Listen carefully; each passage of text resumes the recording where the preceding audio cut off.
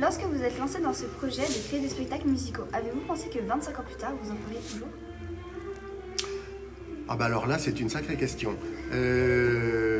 J'espérais que la chorale, effectivement, tienne le coup. D'un autre côté, c'est fait partie de mon métier parce que, en tant que professeur d'éducation musicale et chant choral, je me dois aussi d'avoir une chorale. C'est important.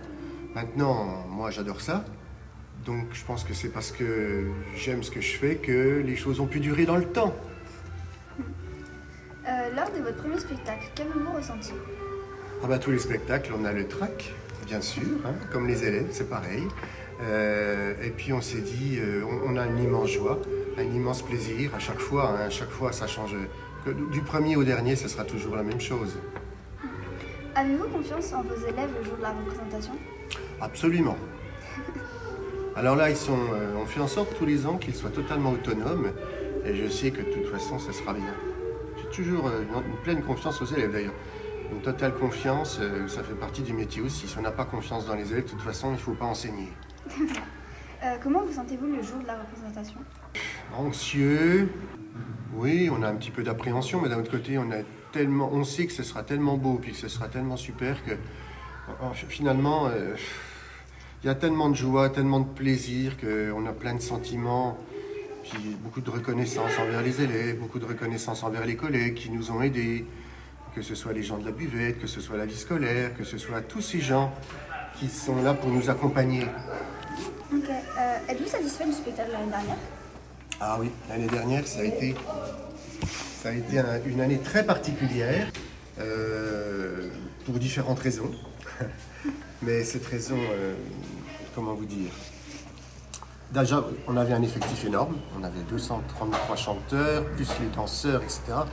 C'était vraiment une année exceptionnelle, à tous les niveaux, avec un groupe formidable qui était totalement investi, des grandes troisièmes aussi qui ont pris les choses tellement à cœur que ça a donné un esprit à la chorale formidable, de solidarité.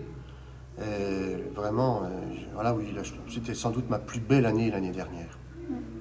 L'année dernière, il y a eu un problème de micro avec l'acteur Théo. Comment vous sentez-vous dans ces moments-là?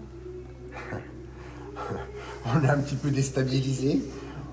Je suis un peu en colère envers les gens de la technique, envers les techniciens, d'un air de dire oh, ceux-là, à la fin du spectacle, je vais m'en occuper. Mais en fait, c'était pas de leur faute, puisqu'en fait, les élèves avaient bricolé les micros, donc c'était pas de la faute des techniciens, pas du tout. Vu le nombre d'élèves inscrits à la chorale cette année, pensez-vous avoir des problèmes de place? Ah oui, c'est un petit souci parce qu'au Grand Cursal, on a des places qui sont extrêmement limitées. Donc c'est un petit peu compliqué, on ne sait pas trop comment on va faire. L'année dernière, c'était déjà limite, donc cette année, j'avoue que ce sera... c'est un point d'interrogation. On verra avec les gens du Grand Cursal, avec la direction. Mais on va y arriver, hein. Comment vous voulez faire professeur de musique? De toute façon, depuis mon plus jeune âge, j'ai toujours fait de la musique. J'ai fait le conservatoire à Luxeuil, en flûte à Besançon. Pour mes diplômes, je m'appelle le prix, je suis trompettiste à la base. Et j'ai fait des études de direction de chœur à Lyon, où j'ai fait aussi une licence d'éducation musicale et une maîtrise d'éducation musicale. À l'époque, c'est comme ça que les choses s'appelaient. À Besançon, j'ai fait mon DEUG. Et puis après, j'ai passé tout simplement le CAPES, qui est voilà, c'était tout à fait naturel pour moi de devenir... disons qu'au départ, j'aurais voulu peut-être être professeur de trompette, c'est vrai, mais c'est tellement compétitif, c'est pas du tout dans mon esprit. Donc j'ai préféré rentrer dans le monde de l'enseignement.